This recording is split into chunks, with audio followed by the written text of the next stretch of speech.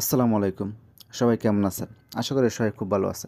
আমরা যারা এখনো ভোটার হয়নি তাদেরকে ভোটার বানানোর জন্য কিন্তু নির্বাচন কমিশন কিন্তু এখানে বলে দিয়েছে যে ভোটার তালিকা হালনাগাদ শুরু হবে জানুয়ারি ২০ তারিখ থেকে চলবে ২ সপ্তাহ পর্যন্ত। তো আপনি যদি নতুন ভোটার হতে চান তাহলে কিন্তু আপনাদের কিছু ডকুমেন্ট তাদেরকে দিতে হবে। তো ভোটার হওয়ার জন্য কি ডকুমেন্ট লাগবে তো আজকের ভিডিওতে আমি আপনাদেরকে সেই বিষয়টা নিয়ে কথা বলব।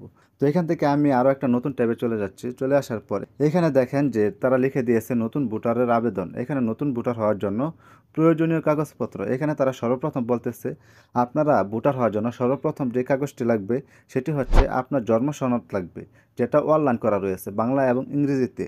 তো দ্বিতীয় নাম্বার হচ্ছে আপনার শিক্ষাগত যোগ্যতা। যদি আপনার কোনো শিক্ষাগত যোগ্যতা সার্টিফিকেট থাকে তো আপনাদের সেই সার্টিফিকেটটা প্রয়োজন হবে যদি থাকে, আর যদি না থাকে তাহলে আর প্রয়োজন নাই।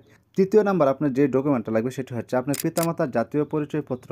যদি আপনার পিতামাতার জাতীয় পরিচয়পত্র না থাকে তাহলে আপনার নিকট আত্মীয়র কোনো জাতীয় পরিচয়পত্র দিয়ে দিলেই হবে। চতুর্থ নাম্বার স্বামী স্ত্রীর জাতীয় পরিচয়পত্র সনদ, যদি বিবাহিত হয়ে থাকেন। আর যদি বিবাহিত হয়ে না থাকেন তাহলে তো এসব দেওয়ার কোনো প্রশ্নই আসে না। ৫ নাম্বারটা হচ্ছে নাগরিকত্ব সনদ, এটা আপনারা আপনাদের ইউনিয়ন পরিষদ থেকে নিয়ে আসবেন। ৬ নাম্বারটা হচ্ছে বিদ্যুৎ বিল, পানির বিল বা গ্যাসের বিল। এখানে শুধু শুধু বিদ্যুৎ বিলটা দিয়েছে, তো আপনারা যে কোনো একটা থাকলেই হবে।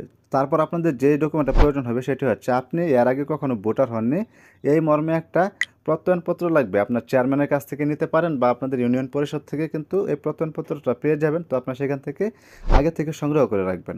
আর যদি আপনাদের রক্তের গ্রুপ জানা থাকে তাহলে আপনারা সেই রক্তের গ্রুপটা দিয়ে দিবেন। এখানে তারা যেসব ডকুমেন্টসের কথা বলেছে এসব ডকুমেন্ট কিন্তু আপনি যদি নতুন ভোটার হতে চান তাহলে কিন্তু এসব ডকুমেন্টগুলো আপনার অবশ্যই লাগবে। আর আপনার কাছে যদি এই সবগুলো ডকুমেন্টসই থাকে তাহলে কিন্তু আপনি খুব সহজেই আপনারা ভোটার তালিকাতে হালনাগাদ করতে পারবেন। আর যখন আপনি আপনার ভোটার হওয়ার জন্য হালনাগাদটা করবেন তখন কিন্তু আপনারা অবশ্যই নিজ দায়িত্বে কিন্তু আপনারা লক্ষ্য করবেন যে ব্যক্তিটি আপনার ফর্মটি ফিল আপ করতেছে তার বানানের ভিতরে কি কোনো ভুল হয় কিনা। এটা কিন্তু আপনারা এখন থেকে সমাধানটা করে নেবেন।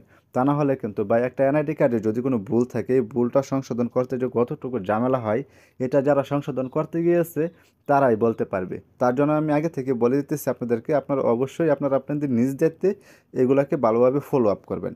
তাহলে আশা করি যে পরবর্তীতে আপনাদের এসব ঝামেলাটা আর পোহাতে হবে না।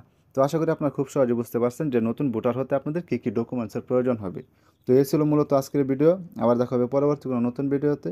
সেই পর্যন্ত সবাই সুস্থ থাকবেন, ভালো থাকবেন। খুদা হাফেজ।